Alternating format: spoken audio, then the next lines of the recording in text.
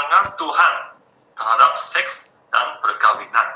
Pandangan Tuhan terhadap seks dan perkawinan. Penceramah malam ini adalah Saudara Gregory. Silakan.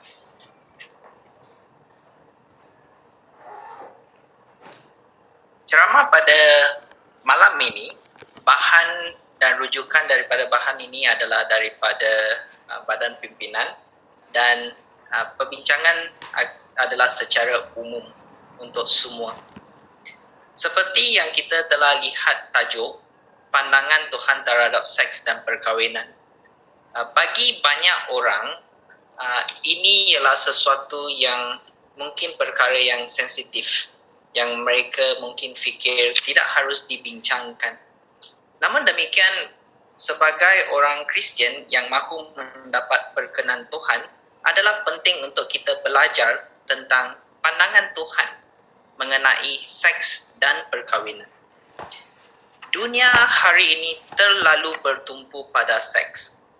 Dan kita tahu bahawa dunia penuh dengan hiburan, bahan bacaan, internet, lirik lagu, semua menggalakkan orang untuk ikut hati, ikut nafsu, tidak perlu kawal, bertindak sahaja sesuka hati. Begitulah keadaan dunia sekarang. Tapi sebagai orang Kristian dan orang yang mahu menyenangkan hati Tuhan, adalah penting untuk kita belajar pandangan Tuhan terhadap dua perkara ini, seks dan perkahwinan. Salah satu sebabnya kenapa kita harus belajar tentang pandangan Tuhan, kerana dialah pengasas kedua-dua kurniaan dan aturan ini. Seperti yang kita lihat di Kejadian 2 ayat 24, di situ mengisahkan tentang bagaimana Tuhan telah mengawinkan pasangan manusia yang pertama, iaitu Adam dan Hawa. Dan di Kejadian bab 1 ayat 27 dan 28, di situ kita lihat bahawa hubungan seks antara suami isteri juga ialah kurniaan Tuhan. Dan tujuan hubungan seks ialah untuk memenuhi bumi, melahirkan zuriat, meneruskan generasi. Itulah tujuan dan itulah aturan yang Yehova sudah tentukan ketika dia menciptakan manusia. Namun demikian, seks bukanlah segala-galanya. Pasangan suami isteri juga perlu menjalinkan persahabatan, memberikan bantuan dan sokongan kepada satu sama lain, dan menunjukkan sifat-sifat yang baik. Dan kita lihat pemikiran ini berbeza dengan pemikiran orang duniawi. Bagi orang duniawi, perkahwinan ini ialah seperti satu sijil yang membenarkan mereka mengadakan hubungan seks. Namun bagi Yehova, perkahwinan bukan berasas kepada hubungan seks. Ia melibatkan lebih daripada itu. Di Kejadian 2 bab 18, Hawa dicipta, di situ mengatakan Hawa dicipta sebagai teman kepada Adam, bukan sebagai teman seks kepada Adam, untuk menolongnya. Jadi kita lihat di situ aturan Yehova ialah pasangan harus menjalinkan persahabatan, memberikan bantuan dan sokongan kepada satu sama lain. Semua ini penting dalam sesuatu perkahwinan. Perkahwinan yang berdasarkan piawaian Tuhan boleh membawa banyak berkat. Suami isteri akan lebih berbahagia jika mereka saling memberi. Di buku Kisah 20 ayat 35, di situ kita tahu tentang prinsip di mana lebih berbahagia kita memberi daripada menerima. Aturan perkahwinan mewujudkan keadaan yang stabil dan baik dari segi undang-undang, dari segi sosial dan moral untuk membesarkan anak-anak. Seringkali kita melihat bahawa apabila ikatan perkahwinan terjejas atau putus, maka pembesaran anak-anak juga terganggu dalam satu cara atau cara yang lain. Jadi, mahupun orang yang sudah berkahwin ataupun yang masih bujang, kedua-duanya perlu mengawal nafsu seks mereka. Bukan sahaja orang yang bujang, ya, orang yang berkahwin juga. Kita lihat tentang nasihat ini di buku Kolose. Buku Kolose bab 3 ayat 5 dan 6.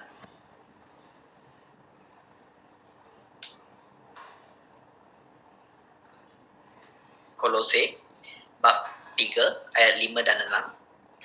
Oleh itu, matikanlah keinginan dalam anggota tubuh kamu sehubungan dengan perbuatan seks yang tidak bermoral, kenajisan, hawa nafsu yang tidak terkawal, keinginan yang jahat, dan ketamakan yang merupakan penyembahan berhala.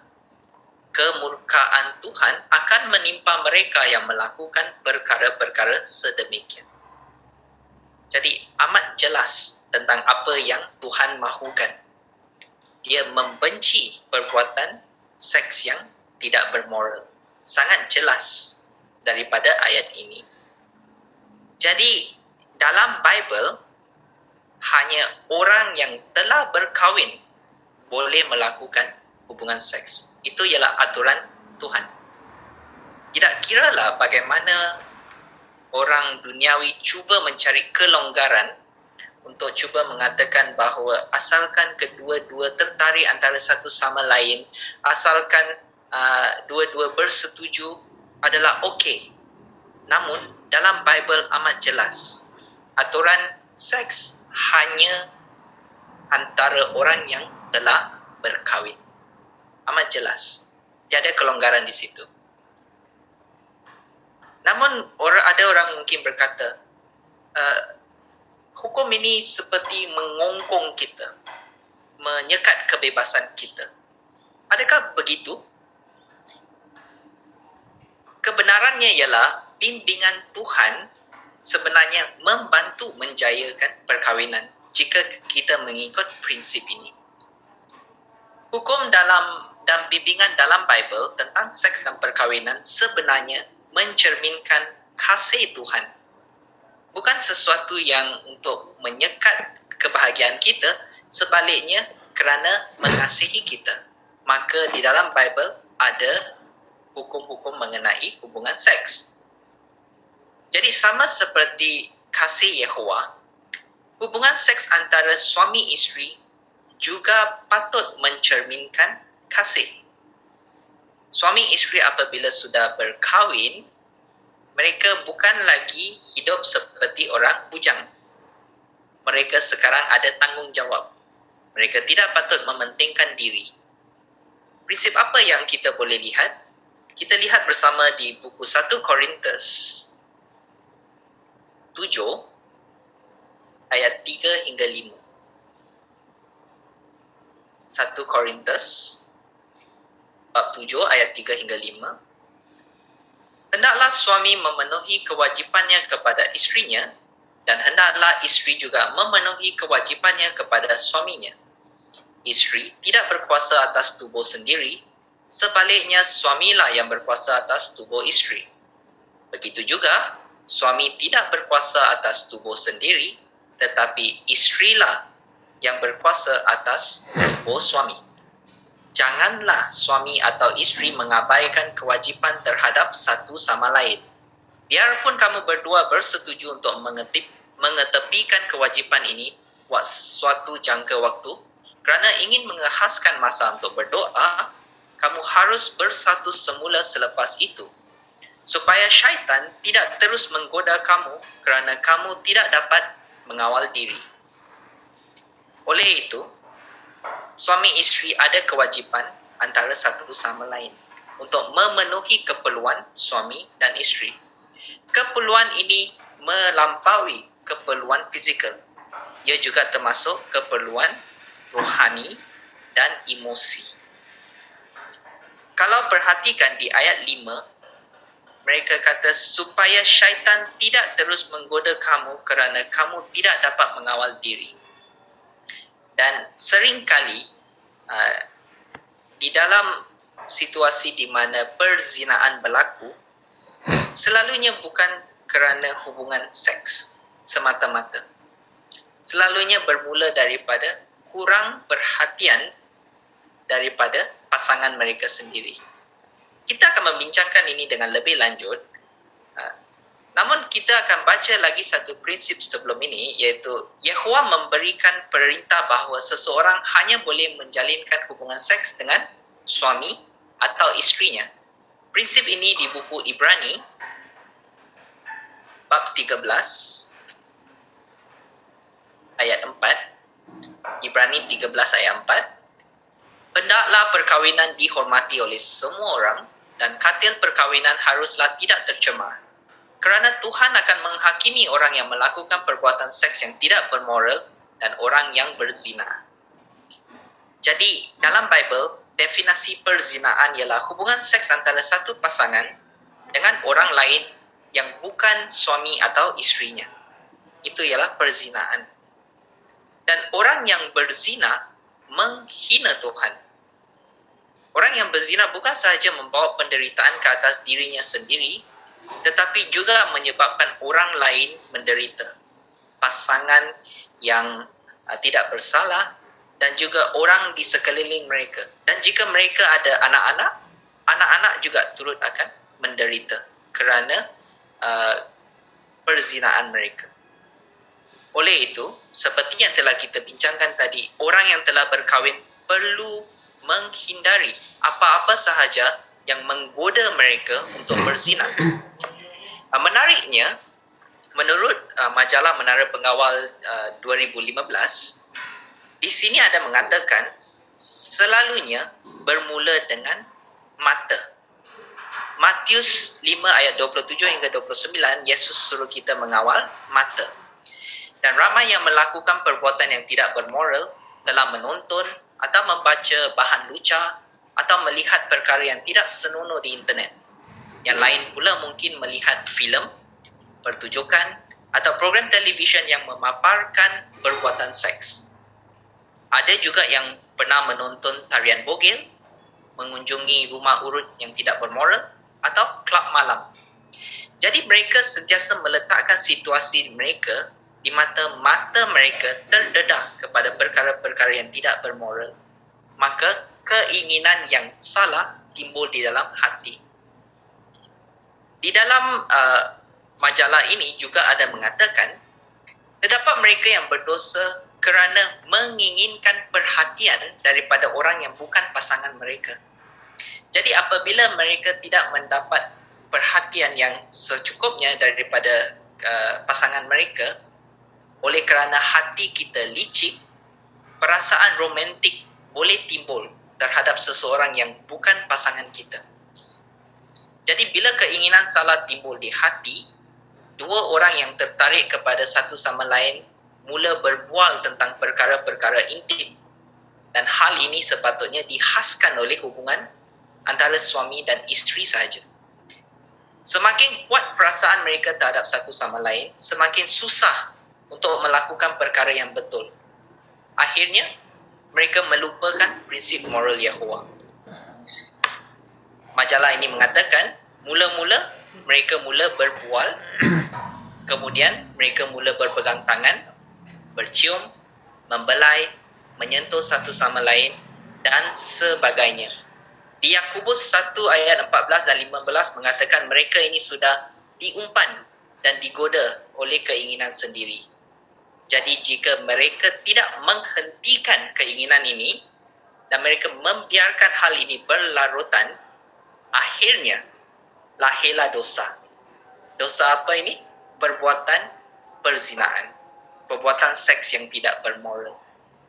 Jadi untuk Yahweh ingin ikatan perkahwinan kekal buat selama-lamanya. Yahweh tidak membuat aturan perkahwinan supaya hanya sementara test try saja. Itu tiada dalam definisi prinsip Yehova. Yehova membenci perceraian yang tidak berlandaskan Bible. Pasangan mungkin boleh berpisah kerana beberapa situasi yang teruk, seperti enggan menyara keluarga, penderaan fizikal yang teruk, ataupun tentangan sehingga tidak dapat menyembah Yehova atau melakukan aktiviti rohani. Namun, di 1 Korintus 7 ayat 11 mengatakan mereka tidak boleh berkahwin semula. Mereka boleh memutuskan untuk berpisah, namun mereka tidak boleh berkahwin semula. Jadi, situasi apa di mana Bible membenarkan perceraian berlaku? Perceraian macam mana yang berlandaskan Bible?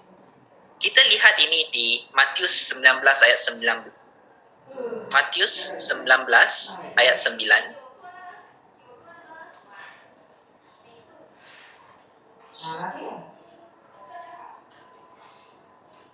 Ketahuilah hal ini, sesiapa yang menceraikan isterinya padahal isterinya tidak melakukan perbuatan seks yang tidak bermoral, dia berzina jika dia berkahwin dengan wanita lain.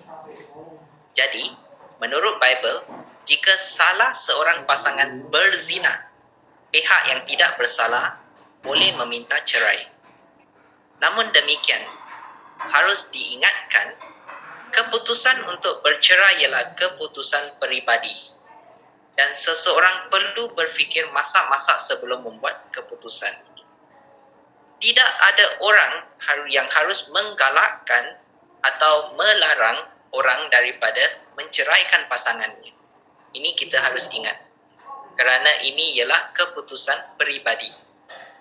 Dalam sesetengah situasi, individu yang tidak bersalah mungkin memilih untuk memaafkan teman hidupnya, terutama jika pasangannya benar-benar insaf. Jadi keputusan terletak di tangan individu yang tidak bersalah dan dia bertanggungjawab atas keputusan yang diambil. Yang terpenting sekali ialah orang yang memandang serius perkahwinan dan perceraian akan berusaha untuk menjayakan perkahwinan mereka. Bagaimana pula dengan orang bujang? Apakah mereka juga harus ada pandangan Tuhan tentang seks? Itu semestinya. Hukum Tuhan mengharamkan semua bentuk hubungan seks yang tidak bermoral di luar aturan perkahwinan. Di buku 1 Tesalonika, kita baca prinsip ini di 1 Tesalonika bab 4 ayat 3 hingga 5.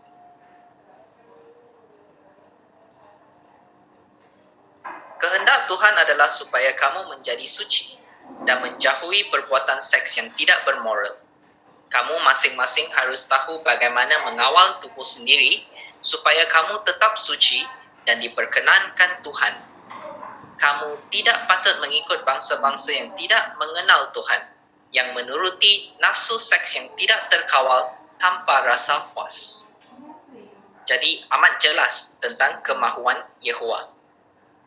Namun ada orang cuba mencari kelonggaran dalam prinsip Yehova ini.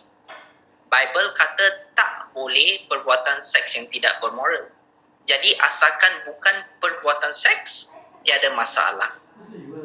Jadi bagi mereka, perbuatan seperti melancap, menyentuh bahagian tubuh sulit dengan tujuan untuk merangsang, dan perkara sebegini adalah boleh bagi mereka. Namun, kalau kita benar-benar mahu memelihara integriti, kita tidak akan cari kelonggaran atau alasan. Kita tidak akan cuba lihat sejauh mana kita boleh bertindak tanpa dianggap sudah melanggar prinsip Yehova. Dan walaupun perbuatan-perbuatan yang dikatakan tadi dianggap juga sebagai perbuatan seks yang tidak bermoral dan boleh disingkirkan dari sidang, ini bukanlah sebab kita menjauhi perkara-perkara ini. Saya takut kena hukum, jadi saya menjauhi perkara ini. Itu ialah tujuan yang salah. Sebaliknya, kita harus didorong oleh keinginan kita untuk menyenangkan hati Yehova. Dan atas sebab inilah kita menjauhi perkara yang boleh menyakiti hatinya. Jadi kita tidak akan cuba lihat sejauh mana kita boleh bertindak sebelum dianggap berdosa. Sebaliknya, kita mahu berada sejauh mungkin dari apa-apa yang boleh merangkumi perbuatan seks yang tidak bermoral. Kita tidak mahu mencuba langsung. Sepantas keinginan itu timbul, sepantas itu kita matikan keinginan itu. Hukum ini melindungi orang dari segi fizikal dan emosi. Kita lihat banyak pengalaman di mana orang bujang kerana tekanan daripada rakan sebaya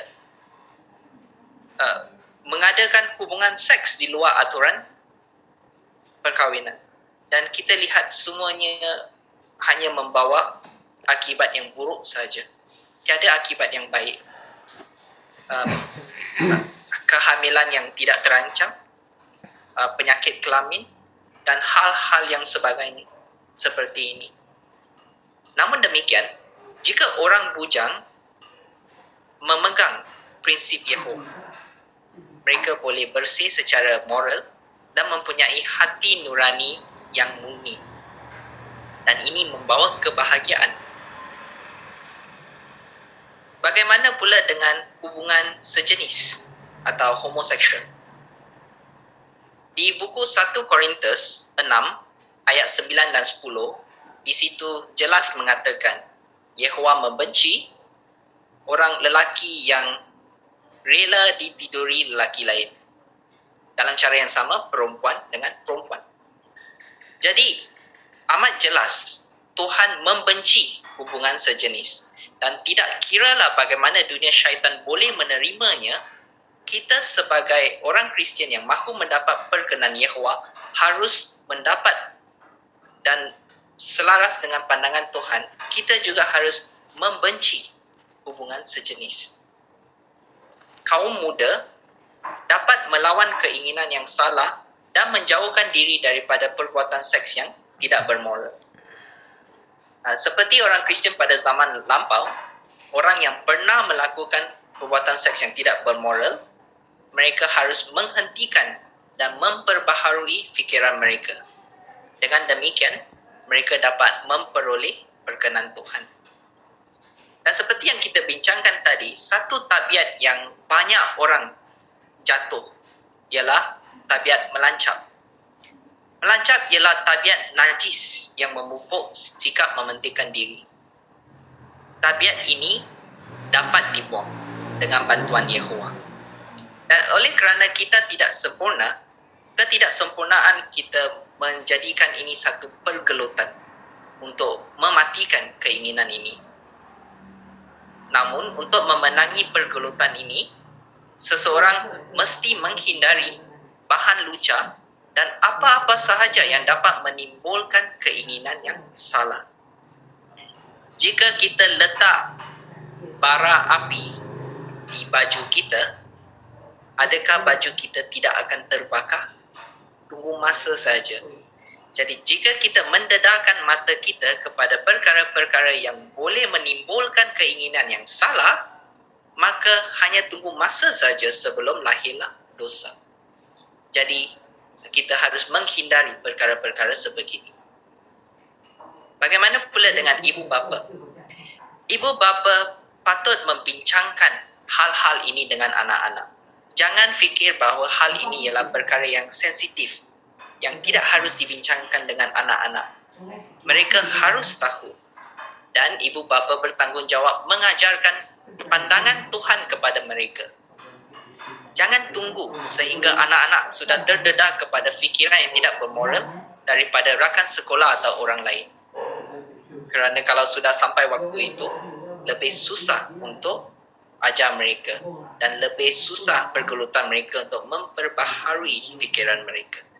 Jadi mula ajar mereka daripada usia yang muda. Orang yang mempunyai pandangan Tuhan pasti akan hidup damai dan bahagia. Yehova tidak akan menyuruh kita melakukan sesuatu yang mustahil atau merugikan kita. hukumnya ialah kasih kepada kita. Dia mahu kita manfaat daripada hukum-hukumnya. Kita dapat mengelakkan masalah dan kesedihan jika kita menerima dan mematuhi bimbingan Tuhan. Kita baca ayat terakhir untuk malam ini di buku Mazmur 19. Mazmur 19 ayat 9 hingga 11.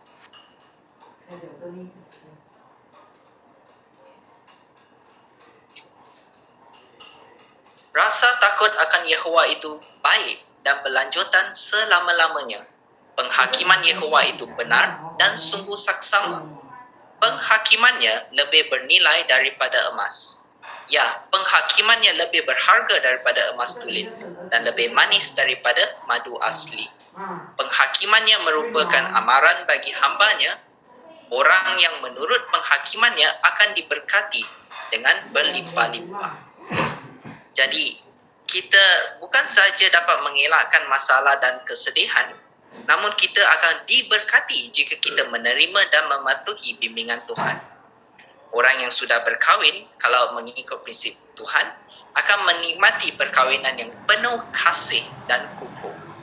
Dan bagi orang bujang yang mengikuti prinsip Tuhan tentang seks dan perkahwinan, mereka dapat minda yang tenteram dan hati nurani yang bersih. Jadi semua orang Kristian, tidak kira yang sudah berkahwin atau yang masih bujang, dapat mempunyai hati nurani yang murni, minda yang tenteram dan harapan hidup abadi jika kita mempunyai pandangan Tuhan tentang seks dan perkahwinan.